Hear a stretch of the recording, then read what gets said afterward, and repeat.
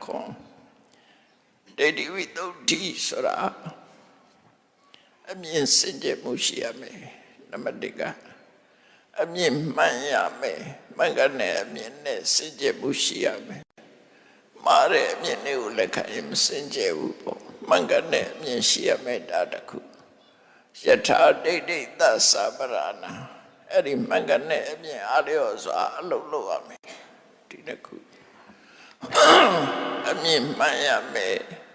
Mangane a mean dialogue Chosa to ame Tinaku Hota no Edisaga do live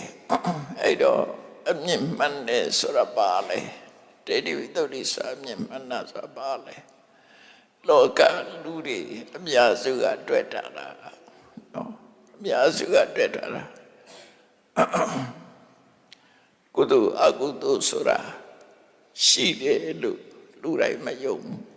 Kaude no makaude no shide lurai mayom Edi kuduka uduka ye chupi mu shide lurai mayom Eraku Uravadapa Kamma takata Tamadeti to kore Kamma taka sura Koloda ko never the sign. Kobe pine. Koloda ko never the sign. Kobe pine. Eri pine sai mugu. Like Cambio Tira di Nyangu. Kamadagata Tamadeti to call him. Logama. When the Miapayadi blue hole as Kudu Sura Shide. Agudu Sura Shide. Kudu ye. Kudu sura lodu yare, agudu sura le lo ipide. Kudu audu ye ju sura le shide. Piare hora, no? Kangai ju hora piare hore. Todo enia nenga ma o techane ya ma o pia kikerega. Eri Kamma wada kriya warago Ninsure yusari shire Lurai lekana mau Lurai lekana mau Lamakano Eri yasavya kidunga Purana katava sure Kauza Ayuarari champure kauza nyoka babyoram Nati ponya Nati papan Kau ne lusra le loga jima msiwa ude Makau ne lusra le msiwa ude Nati ponyata agamo Nati papata agamo Makau ne lu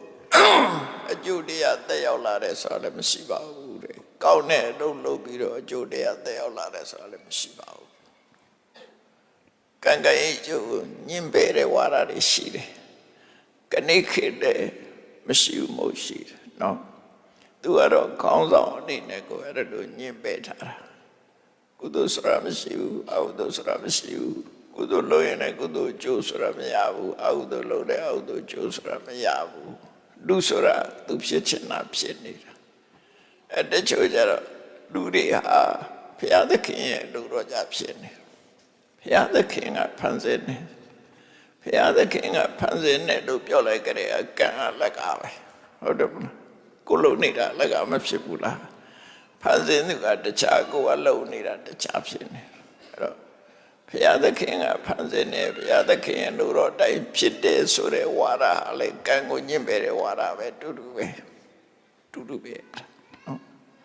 Coloda, the mamma beauty water, the collie. Ero Buddha, water, I don't know. Kamma takata Namadeti Kuloma Koyare Daga Puravadari Kayutare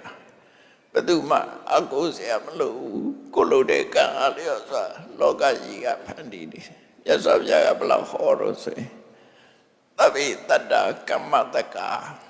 Tadwari Madamya Kandale Agoya Kwaneve the Sine Dilubiora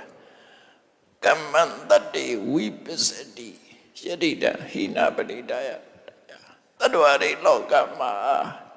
Audanjare Surale Kanyopseta အထက်တန်းရောက်တယ်ဆိုတာလေကံကြောင့်ဖြစ်တာကိုလုပ်တဲ့ကံတွေဟာအဓိကဖြစ်တယ်ကံလို့ပြောလိုက်တဲ့ထဲမှာဉာဏ်နဲ့ပါတယ်ဝိရိယနဲ့ပါတယ်နော်အကြောင်းတရားတွေမှာကံလုပ်တဲ့ကံမှာလည်းအသိဉာဏ်နဲ့လုပ်တာရှိတယ်ဝိရိယနဲ့လုပ်တာရှိတယ်နှစ်ခုစလုံးပေါင်းလိုက်ကံဉာဏ်ဝိရိယပေါ့နော်အကြောင်းတရားဆိုတာအဲ့ဒါတွေကိုခေါ်တာအဲ့တော့ကံကိုအတိမတ်ပြုလိုက်ခြင်းအပြင်ဉာဏ်နဲ့ဝိရိယကိုလည်းအတိမတ်ပြုပြီးသားဖြစ်တယ်ဘာလို့လဲဆိုတော့အလုံးဟာလှုပ်ဆောင်မှုတွေကြီးပဲလေအကြောင်းတရားတွေကံဉာဏ်ဝိရိယကိုညှင်းပယ်လိုက်ပြီဆိုလို့ရှိရင်ကိုလှုပ်တာကိုအတိမတ်မပြုဘူးအရာရာဖရာသခင်ကဖန်ဆင်းနေဖရာသခင်ရဲ့လူတော်ကြဆိုတော့ကိုလှုပ်တာကိုအတိမတ်မပြုတဲ့သဘောဖြစ်တယ်ဒါစဉ်းစားကြည့်ဖို့ပြောတာနော်အဲ့ဒီဝါရအခုအပေါ်ရမဟုတ်ဘူးရှိခဲ့ကြရရှိโอเคကြရရှိဘာသာတစ်ခုနဲ့သက်ဆိုင်တာမဟုတ်ဘူးလောကလူများစုနဲ့သက်ဆိုင်နေရတာအဲ့လိုယုံကြည်တဲ့ပုဂ္ဂိုလ်ပေါင်းအများကြီးပဲရှိတယ်ကမ္ဘာကြီးမှာလူတွေအများကြီးရှိတယ်အဲ့အများကြီးတဲ့ပုဂ္ဂိုလ်တွေကအဲ့လိုပဲဘုရားသခင်ရဲ့လူတော်ရာအနန္တဘုရားသခင်အတုံးနေတာကွာတာကောင်းကင်ဘုံကအလိုရှိတယ်ကောင်းကင်ဘုံကအလိုမရှိဘူးအတိထဲပဲတူတူပဲအဲ့ဒါလေနော်ကောင်းကင်ဘုံကအလိုရှိတယ်ကောင်းကင်ဘုံကအလိုမရှိဘူးဆိုလေဘုရားသခင်ကိုပဲပြောတာသူတို့တကူရှင်ရဲ့လူတော်တိုင်းဖြစ်တယ်ကိုဒုက္ခရောက်ရင်လည်းကောင်းကင်ဘုံကလူမရှိလို့ချမ်းသာရင်လည်းကောင်းကင်ဘုံကမဆာလို့အဲ့တော့သူ့လုံးထတစ်ခုမှကိုအတိမတ်မပြုတကူရှင်ကပဲလုပ်ပေးတယ်လို့ဖြစ်နေတယ်ပေါ့နော်ဘုရားဘာသာလူတွေအဲ့လိုတွေးစရာမလိုရသော်ပြအဲ့လိုမဟုတ်ဘူးနော်ရသော်ပြအဲ့လိုမင်းကောင်းစားခြင်းမင်းကိုယ်တိုင်လုပ်အောင်အဲ့ကြတော့ပြန်မေ့ကြည့်ပေါ့တပည့်တော်တို့ကဖယားကိုကိုယ်ဝဲတာကိုယ့်ကိုယ်လုပ်ရမယ်ဆိုရင်ဖယားကိုကိုယ်ဝဲဖို့လိုသေးလားဟုတ်လားပြောလိုက်ပဲဖယားကိုကိုယ်ဝဲတာလုပ်ပေးဖို့ကိုယ်ဝဲတာမှမဟုတ်တာဘယ်အတွက်ကိုယ်တာတော့အမှန်တရားကိုသိဖို့ပဲကိုယ်ဝဲတာနော်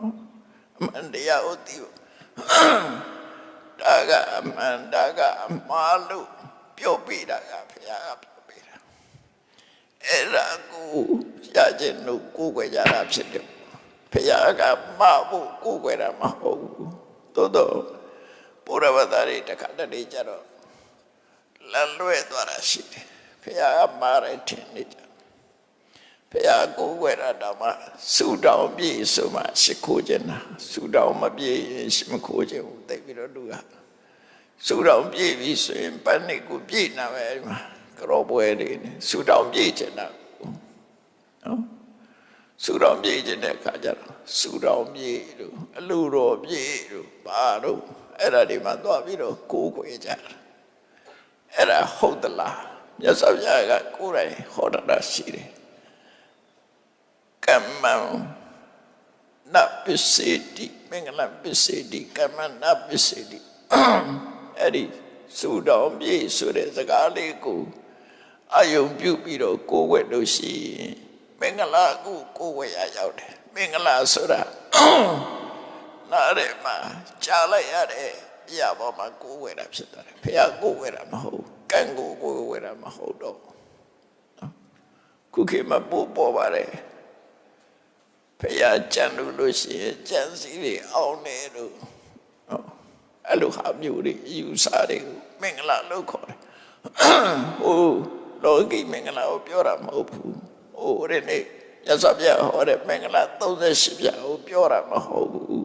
လောကလူတွေယုံကြည်နေတဲ့မင်္ဂလာကိုပြောတာလောကီမင်္ဂလာအခုမှပေါ်တာမဟုတ်ဘူးအိန္ဒိယနိုင်ငံမှာဆိုလို့ရှိရင်မနေ့စောစောအေးအထားနွားချီစိုးလေးမြင်အဲ့ဒီနေ့ကုန်ကံကောင်းတယ်လို့ပြောတယ်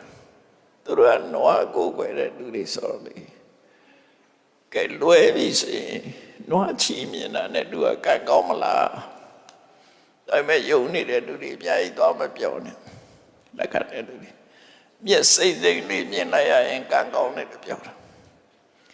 မြက်ပဲသူစိတ်ညင်စိတ်မှာပေါ့ခုကဆိုလို့ရှိရင်အယောင်ဆိုးတာတောင်ရှိသေးတယ်မြက်တုလောက်တာမြက်စိတ်အဲ့တော့မြက်ကန့်ကောင်းရင်အဲ့ဒီမြက်စိတ်ကကိုယ်နာမှာဒီတိုင်းထားလို့ရကန့်ကောင်းမလားစဉ်းစားဖို့ပြောပြတာနော်အဲ့ဒီလိုလောကကြီးမှာယုံကြည်တဲ့ပုဂ္ဂိုလ်တွေအများကြီးရှိတယ်အဲ့ဒီယုံကြည်မှုမြောက်များစွာတဲ့မှာမြတ်စွာဘုရားဟောတာကမ္မတက္ကတာသမ္မာဒိဋ္ဌိကိုလုပ်တဲ့ကံယထာကမ္မံကပိတန္တိပုံညပပဖလူပကလူဆိုတာဘဝခရီးကိုသွားတာကိုလုပ်တဲ့ကံအားလျော်စွာသွားကြတာနော်ကုသိုလ်လုပ်ရင်ကုသိုလ်ပုံအကုသိုလ်လုပ်ရင်အကုသိုလ်ပုံကိုလုပ်တယ်ကိုနဲ့ပဲသက်ဆိုင်တယ်သူများနဲ့ဆိုင်အဲ့တော့ဘုရားကိုဘာလို့ကိုယ်ဝဲတာတော့အမှန်ကန်ဟောပေးတာကိုသိဖို့အတွက်ကိုယ်ဝဲတာဒီတဲ့မပူနော်ဒီတဲ့မပူဘုရားအမှားမှလည်းမဟုတ်မမတဲ့လို့ချလည်းမချဘူးတချို့ဘုရားကမမအင်ချတယ်ကြလားဘုရားရိုက်တယ်ဆိုပြောကြသေးတယ်လူတွေကဘုရားတော့တုံးမပါပဲနဲ့ဘုရားရိုက်သေးတယ်နော်ဘုရားရိုက်ခါတာလူတယောက်ဒုက္ခရောက်ရင်ဘုရားရိုက်ခံရတာလို့ပြောသေးတယ်နော်ဘုရားလူဆိုကြရိုက်ပါဘူးဘုရားရိုက်လည်းမရိုက်ဘူးမလည်းမမဘုရားဆိုတာအမှန်တရားဟောပေးတာအမှန်သိတယ်အဲ့ဒါကိုလုံလောက်နေပြီလေအမှန်တရားကိုဟောပေးတာကိုလုံလောက်တယ်လောကကြီးမှာလမ်းမမို့တင်ပေးဘူးဥမာမဲ့ကိုတခါမှမရောက်ဘူးတဲ့ရက်ကိုသွားတယ်လမ်းတွေကလည်းအများကြီးပဲအဲ့လမ်းတွေအများကြီးကကိုသွားခြင်းတဲ့နေရာရောက်မဲ့လမ်းကတလမ်းရှိတယ်ဟောအဲ့ဒီရောက်ခြင်းဒီလမ်းမောကသွားလို့သူပြောလိုက်တယ်သွားရင်ရောက်သွားတယ်နော်အဲ့ဒါလမ်းညွှန်တဲ့ပုဂ္ဂိုလ်ဘလောက်ရေးကြည့်တဲ့အချိန်မှာတခြားလမ်းသွားရင်မရောက်တော့အဲ့တော့လမ်းညွှန်တဲ့ဘုရားဆိုတာမက္ကဒိဋ္ဌကညွှန်ပုဂ္ဂိုလ်ပဲဖြစ်တယ်တို့အမှသွားရမှာကိုယ်တိုင်သွားရမှာဘုရားကလမ်းမေညွှန်မေသွားတာကိုယ်တိုင်သွားဒီလိုဆိုလို့တယ်နော်အဲ့တော့ဘုရားဝတ္တတိုင်းတတိပြုရမှာကတို့တွေဘုရားဘာလို့ကိုယ်ဝဲတာတော့လို့ဆိုရင်အမှန်တရားကိုသိဖို့ကိုယ်ွယ်တယ်ဗုဒ္ဓကအမှန်တရားတွေကိုဟောပေးထားတယ်အဲ့ဒီအမှန်တရားတွေတိုင်းလိုက်တာဖို့ကကိုတောင်းဗုဒ္ဓကလမ်းညွှန်ပေးတယ်အဲ့ဒီလမ်းတိုင်းလိုက်ဖို့ကကိုတောင်းလမ်းပြသူနော် guideline ပေးထားတယ်အဲ့ဒီ guideline နဲ့လိုက်ဒီလိုဆိုလို့မလိုက်ရင်တော့မရောက်ဘူးဘယ်သူမှဘုန်းကြီးတွေမလိုက်ဘူးဆိုတော့မရောက်ဘူးလူတွေမလိုက်ဘူးဆိုတော့မရောက်ဘူးလိုက်ပါရောက်ပါနော်အဲ့တော့မြတ်စွာဘုရားကိုးကွယ်ရခြင်းရဲ့ရွေးချက်ကအမှန်တရားသိဖို့အတွက်ကိုးကွယ်ကြတာအဲ့တော့ဟုတ်ပြီမြတ်စွာဘုရားကပါဟောလဲခုကြည့်သဗ္ဗေတ္တကမ္မတကလို့ဆိုတဲ့အတိုင်းယထာဒိဋ္ဌိဝိသုဒ္ဓိမင်းဘဝခရီးကိုသွားတဲ့အခါမှာမှန်ကန်တဲ့အမြင်စင်ကြယ်တဲ့အမြင်ရှိရမယ်အဲ့ဒီစင်ကြယ်တဲ့အမြင်ဆိုတာပါလေကိုကောင်းတာလုပ်ရင်ကောင်းတာဖြစ်မယ်မကောင်းတာလုပ်ရင်မကောင်းတာဖြစ်မယ်အဲ့ဒါကိုတော့မင်းနဲ့ခံတာဒါမှန်ကန်တဲ့အမြင်ပဲနော်အဲ့ဒီမှန်ကန်တဲ့အမြင်ကိုမြတ်စွာဘုရားဟောရတဲ့ပြောရင်ကမ္မတက္ကတာသမ္မာဒိဋ္ဌိကမ္မတက္ကတာကံတာကိုယ်ပတ်သက်တဲ့လို့သိတယ်မှန်ကန်တဲ့အမြင် right understanding ပေါ့မှန်ကန်နားလေနော်သမ္မာဒိဋ္ဌိကဲစဉ်းစားကြည့်အဲ့ဒီအမြင်ရှိသူနဲ့မရှိသူပါကွာလေစဉ်းစားကြည့်ခုနကကိုလှုပ်တာကိုရတယ်ကောင်းတာလို့ရင်ကောင်းတာဖြစ်တယ်ကောင်းတာမကောင်းတာလို့ရင်မကောင်းတာဖြစ်တယ်ဆိုတဲ့ခံယူချက်ရှိတဲ့ပုဂ္ဂိုလ်ကတယောက်နော်ကောင်းတာလုပ်လို့မကောင်းတာလုပ်လို့သူဖြစ်ခြင်းရဖြစ်တယ်ဆိုတဲ့ပုဂ္ဂိုလ်ကတယောက်အဲ့ဒီနှစ်ယောက်ဟာဘယ်သူကလူတော်လူကောင်းဖြစ်မလဲစဉ်းစားကြည့်လိုက်ဒီခံယူချက်နှစ်ခုဟာ ဘယ်သူကလူတော်လူကောင်းဖြစ်နိုင်တယ်လဲလူဆိုတာကောင်းစားခြင်းဘယ်သူပဲဖြစ်ကောင်းတာလုပ်ရင်ကောင်းတာရတယ်ဆိုတဲ့ခံယူချက်မကောင်းတာလုပ်ရင်မကောင်းတာဖြစ်တယ်ဆိုတဲ့ခံယူချက်ရှိတဲ့ပုဂ္ဂိုလ်ဟာသူကကောင်းတာပဲဖြစ်ချင်တော့မကောင်းတာကိုရှောင်မိတာဖြစ်တယ်ကောင်းတဲ့အလုပ်ကိုပဲလုပ်တော့တယ်ဟောသူကလူကောင်းဖြစ်တာဘာလုပ်လို့မထူပါဘူးလောကမှာကုသိုလ်ဆိုတာမရှိဘူးအကုသိုလ်ဆိုတာမရှိဘူးကုသိုလ်ရဲ့အကျိုးမရှိဘူးအကုသိုလ်ရဲ့အကျိုးမရှိဘူးညင်ပယ်ပြီးတော့ကံကံအကျိုးမယုံကြည်ဘူးဆိုတဲ့ပုဂ္ဂိုလ်ကလှုပ်ချင်တော့လှုပ်ချင်တာလှုပ်တဲ့ဆိုရတဲ့သူလှုပ်ချင်တာအကောင်မဟုတ်တော့ဘူးအကောင်ကနေတယ်လေသတ္တဝီတွေလွတ်ထားကြည့်ပါလားမင်းလှုပ်ချင်တာလှုပ်ပါမပြောနဲ့ရှိတော့ကပုံထုတွေတစ်ခုရှိတယ်ကြားဘူးကြားလာတာမသိဘူးအင်္ဂလိပ်ဖတ်စာတွေမှာပါတယ်ပုံထုကလေးလေးတယောက်ကသူ့မွေးနေ့မှာသူ့အမေဖေးစီကိုမွေးနေ့လက်ဆောင်တောင်းတယ်ဘာတောင်းလို့ဆိုလို့ရှိရင်သားရဲ့မွေးနေ့မှာ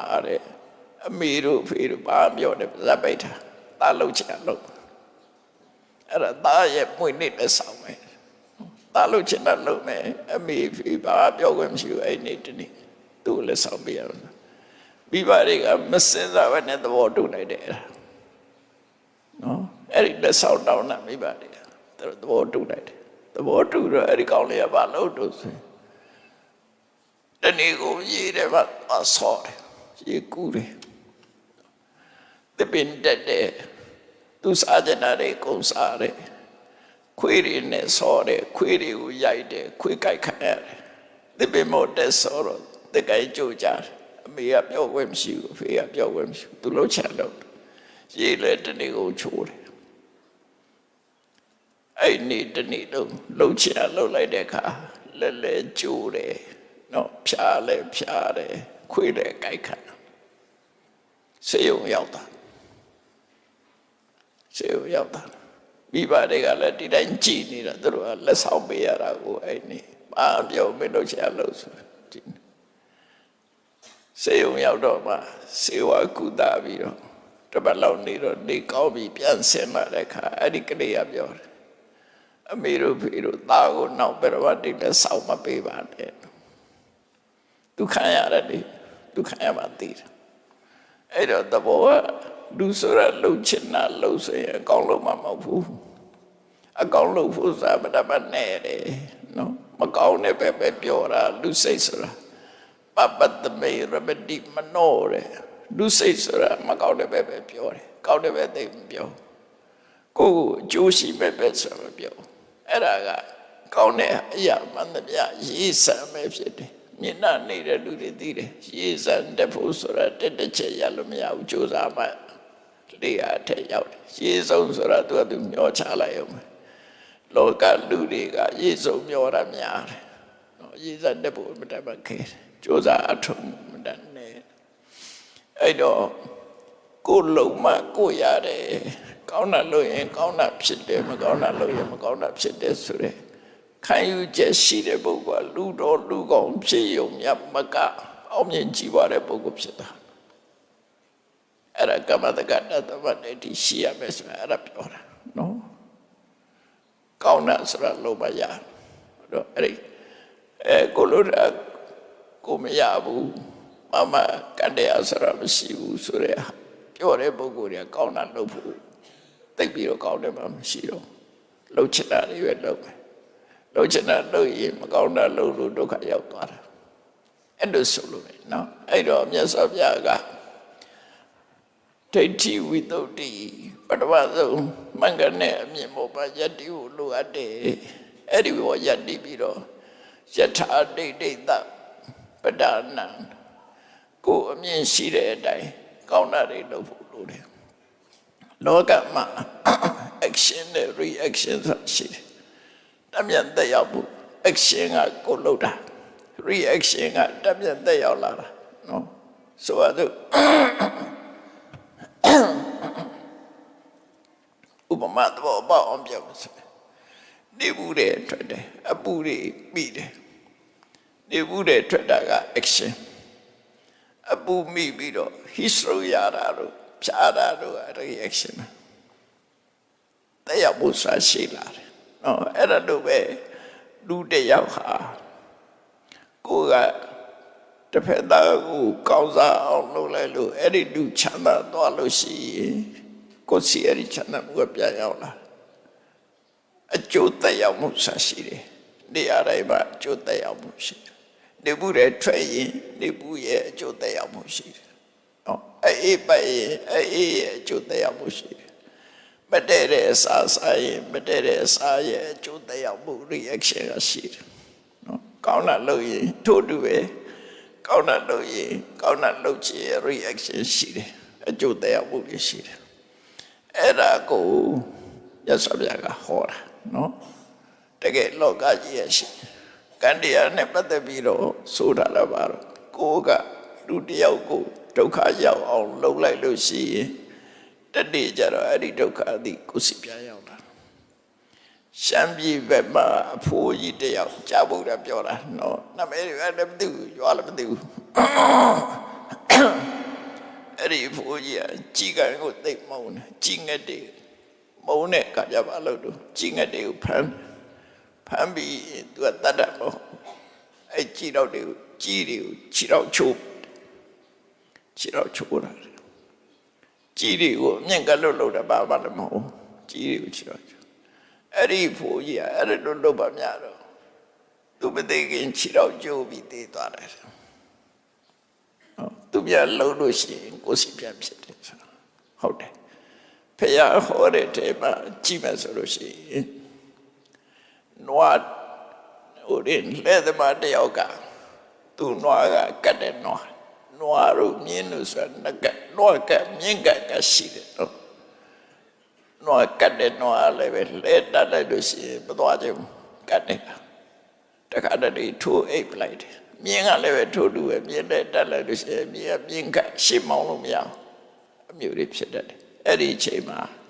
ခုနကကတ်တဲ့နွားနဲ့တွေ့တဲ့လဲသမားကအဲ့လဲကားလိုက်ပြီးဆိုရင်နွားအိတ်တော့တာထိုးပြီးတော့မထားတော့ဘလောက်ရိုက်မထားအဲ့ဒါနဲ့သူကဘာလုပ်တော့ဆိုရင်အနာရှိတဲ့ကောင်းရိုးဘုရားကောင်းရိုးတွေယူပြီးတော့နွားရဲ့လက်ပင်ကိုကောင်းရိုးတွေပတ်ပြီးတော့မီးရှို့တာသူလှုပ်တာလည်းရက်ဆက်တယ်လေနော်အဲ့ဒါနဲ့နွားကြီးကလက်ပင်မှာကောင်းရိုးတွေနဲ့ပြီးလောက်ပြီးတော့သိသွားရှာအဲ့ဒီအကုသိုလ်ကြောင့်ဒီလူကသူသိတဲ့ငရဲကြတယ်လူပြန်ဖြစ်တဲ့အခါကျတော့အဲ့တိုင်ပဲမိကွင်းနေကတခြားနေရာလောက်သူလည်းပဲလာဆွတ်တယ်နောက်ဘဝတစ်ခုမှသူကကြီးကံဖြစ်တယ်ကြီးကံဖြစ်တော့သူကသူကောင်းငင်ပြန်သွားရင်ကနေပြီးတော့မိလောင်နေတဲ့ရွာတရွာဘဝဖြတ်ပြန်လိုက်တာအဲ့ဒီအချိန်မှာရွာတွေကမိကွင်းလေးတစ်ခုကရှုဆိုတက်လာပြီးသူလည်းပဲသွားဆွတ်တယ်တမန်ဆိုရင်ဖြစ်เสียမရှိဘူးလေနော်ကံကြမ္မာကျုပ်ပေးလာတဲ့အခါအဲ့ဒီပြန်နေတဲ့ကြီးကလည်းပဲကိုမိကွင်းရသွားဆွတ်ပြီးအဲ့ဒါတွေပဲမိလောင်ပြီးပြုတ်ကြတာအဲ့ဒါကိုပြင်းတဲ့ယဟန်တွေကဖရာကိုရှောက်တော့ရသော်ဘုရားကသူလူဘွားတော့ငါနွားရကောင်ကလွတ်လုပ်ခဲ့မှုတယ် action အဲ့ဒါ action သူကောင်းကိုမိကွင်းစွတ်တာအဲ့ဒါ reaction ပဲဆိုလိုတဲ့အိဗေကနော်မဟုတ်ရလို့ဘုတဲ့ဒုက္ခသည်ကိုယ်စီပြရောက်တတ်တယ်အဲ့ဒါလို့ပဲကုသိုလ်နဲ့ပတ်သက်လာလို့ရှိရင်ကောင်းတာလို့ရင်ကောင်းတဲ့လုပ်တွေကကိုယ်စီပြရောက်လာတတ်တယ်ဒါကြောင့်ဘုလို့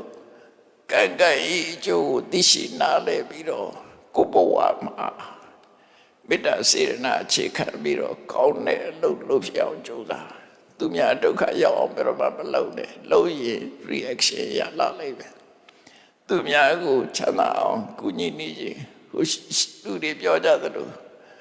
မကုညီရင်နေပါမနှောက်ရှက်ပါနဲ့ဆိုလို့နော်ကိုကုညီနေရင်ကိုမကုနိုင်ရင်ကိုနေမနှောက်ရှက်နဲ့ဒုက္ခသွားမပေးနဲ့ပေးရင်အဲ့ဒီဒုက္ခသည်ကိုစီရောက်လာတယ်လို့ဆိုလို့နော်အခုတော့ရသော်ဘုရားရဲ့စုပ်ပတ်တရားကိုလို့တာကိုရတယ်ကိုလူရတန်တဲ့ကုသိုလ်တွေကိုရဲ့နေမှာကိုရောက်တယ်နော်ဆာလူသင်္ကန်းလူဘာလူရတွေကမေတ္တာစေရနာနဲ့မ မှန်ကန်စွာစိတ်နဲ့စိတ်ထားနဲ့လှူလိုက်လို့ရှိရင်အဲ့ဒီကုသိုလ်မျိုးစေ့တွေပျောက်သွားတာမဟုတ်ဘူးကိုယ့်ရဲ့နှလုံးထဲရောက်နေလို့တနေ့တစ်ချက်ကြာရင်တူညီသောအကျိုးပေးတယ်တူညီသောအကျိုးပေးတယ်ဆိုတာတရားပင်ဆိုင်ရင်တရားစီကိုဆိုင်ရင်တရားပင်ရမယ်ဒါသိကြပါပဲနော်အဲ့ဒါမျိုးwe reap what we sow ဆိုတာနော် we reap what we sow ကိုယ်စိုက်ပျိုးတာကိုယ်ရိတ်သိမ်းရတယ်ဒါခရစ်ယာန်ကျမ်းစာတွေမှာပါတယ် we reap what we sow ကိုယ်စိုက်ပျိုးတာကိုရတယ်ဆိုတာကံကံအကျိုးပြောတာသူတို့နော်ကံတရားဆိုတာရှိတယ်ဆိုတာကိုယ်စိုက်ပျိုးတာကိုရိတ်သိမ်းရတယ်တဲ့အဲ့ဒါတော့ပဲကိုကအချိုးမျိုးစေ့ဆိုင်ရင်အချိုးသီးရမယ်အခါမျိုးစေ့ဆိုင်ရင်အခါသီးရမယ်ကိုလို့ထကိုရတယ်အဲ့ဒါကကမ္မတက္ကတာတပ္ပဒိဋ္ဌိနဲ့အဲ့ဒီတပ္ပဒိဋ္ဌိရှိတဲ့အတိုင်းကောင်းတာတွေပြပြလုပ်ဖို့လို့အဲ့တော့ကောင်းတာတွေပါတယ်တဲ့နော်ကိုရတာတဲ့ပစ္စည်းကနေပြီးတော့ကိုယ်တိုင်သုံးတဲ့ထားဒါပင်မှာဘာလို့ရမလဲအမေဖေးကျွေးရမယ်ဒါနပဲမိသားစုကျွေးရမယ်နောက်တဏ္ဍိဒီကိုယ်မှလုံးလို့တဲ့ပုဂ္ဂိုလ်တွေကျွေးရမယ်မိတ်ဆွေတွေကျွေးရမယ်ပြီးရင်ဒါနကောင်းမှုဒါပစ္စည်းနဲ့ပတ်သက်ပြီးတော့ကောင်းသောကုန်ကြမှုတစ်ခုပဲနော်ဒါနကောင်းမှုလုပ်တာတော့ယဉ်နိမြုပ်နှံမှုလို့ခေါ်တယ်ယဉ်နိမြုပ်နှံမှုတစ်ခုရှိတယ်အပေကိုကျွေးတာကြတော့ဘာတဲ့တူကျွေးဆက်တယ်အဲ့ဒါတင်းနေတဲ့ကျွေးတွေကိုပေးဆက်တာသာသမီတွေကျွေးတာကြတော့မြို့ကျွေးသိချတာနော်ကျွေးသိချတယ်လို့ခေါ်တယ်ကုသိုလ်လုပ်တာကြတော့ရွှေအိုမြုပ်တယ်လို့ investment သုံးမျိုးခွဲတာနော်အမေဖေးကျွေးတာကကျေစုဆက်တယ်သာသမီတွေကျွေးတာကကျွေးသိပေးတယ်ကုသိုလ်လုပ်တာကရွှေအိုမြုပ်တယ်အဲ့ဒီသုံးခုခါကိုယ်ဘဝအတွက်လှုပ်တဲ့လှုပ်နိုင်တဲ့အရာသုံးခုဖြစ်တယ်အဲ့ဒါယထာဒိဋ္ဌိသသပရဏယုတ်ကြည်ချက်မှန်ကန်တဲ့အမြင်ပေါ်မှာမူတည်ပြီးတော့လှုပ်တာဖြစ်တယ်ဒါကြောင့်ဘုရားဟောတဲ့စကားနှစ်ခုကမှန်ကန်တဲ့အမြင်ရှိရမယ်မှန်ကန်တဲ့အမြင်အားလျော်စွာအလုပ်လုပ်ရမယ်ကိုယုတ်ကြည်တဲ့အတိုင်းအလုပ်လုပ်အဲ့ဒီအလုပ်လုပ်လို့ရှိရင်ကောင်းကျိုးချမ်းသာတွေရနိုင်တယ်လို့ဒီလိုခေါ်တာဒီစကားလုံးလေးအလုံးဒိဋ္ဌိဝိသုဒ္ဓိမှန်ကန်တဲ့အမြင်နောက်တစ်ခုကပဒါနာမှန်ကန်တဲ့အမြင်အားလျော်စွာအလုပ်လုပ်တာအဲ့ဒီနှစ်ခုအမြင်ရဲ့လှုပ်ဆောင်မှုရဲ့ဒီနှစ်ခုပေါင်းလိုက်လို့ရှိရင်ကိုယ်စီပါကောင်းမြတ်တဲ့ချမ်းသာဒုက္ခတွေရလာနိုင်တယ်ရှုံးကြည့်ဖို့လက်ခံပြီးတော့ကိုယ်ကိုယ်တိုင်ကြိုးစားအထောက်ခြင်းဖြင့်ကောင်းကျိုးချမ်းသာတွေရနိုင်တယ်ဒါကြောင့်တရားချစ်ခင်သူတို့တွေပြိတ္တာပေါင်းလို့ယဗုဒ္ဓရဲ့ဆုံးမတရားတော်တွေဟာအခုလိုမှန်ကန်တဲ့အမြင်ပေါ်မှာအခြေခံပြီးတော့ဟောတာဖြစ်သည့်အတွက်ကြောင့်ဒီဟောတဲ့အတိုင်းမိမိတို့ကိုယ်တိုင်မှတ်သားဆင်ញင်သုံးသပ်ပြီးတဲ့အခါမှာလှုပ်ဆောင်ကြဖို့လိုအပ်တယ်ဆိုတာတတိထားပြီးတော့ဒါနကောင်းမှုတွေလုပ်ရမယ်သီလလည်းစောင့်တည်ရမယ်ကမ္မထာဘာဝနာလည်းပွားများအထောက်ရမယ်အကောင်းနေအကြောင်းနေစုံမှအကောင်းဆုံးမှဖြစ်တယ်အကြောင်းတစ်ခုလိုနေသေးရင်အကောင်းတစ်ခုလိုနေဥပပဲသာမှတ်တာနော်တစ်ခုတည်းလုံးလို့မရဘူးအကြောင်းနေစုံအောင်လုပ်ရမယ်ကုသိုလ်လည်းစုံအောင်လုပ်ရမယ်ဒါနလည်းလုပ်ရမယ်သီလလည်းစောင့်တည်ရမယ်ကမ္မထာဘာဝနာအထောက်တာလည်းလုပ်အဲ့ဒါကြတော့အကြောင်းဆုံးပဲအကြောင်းဆုံးမှဘဝမှာအကောင်းဆုံးရမှာဖြစ်တယ်ဆိုတာယုံကြည်ပြီးကျင့်ကြံကြုတ်ကိုပွားများအားထုတ်နိုင်ကြပါစေ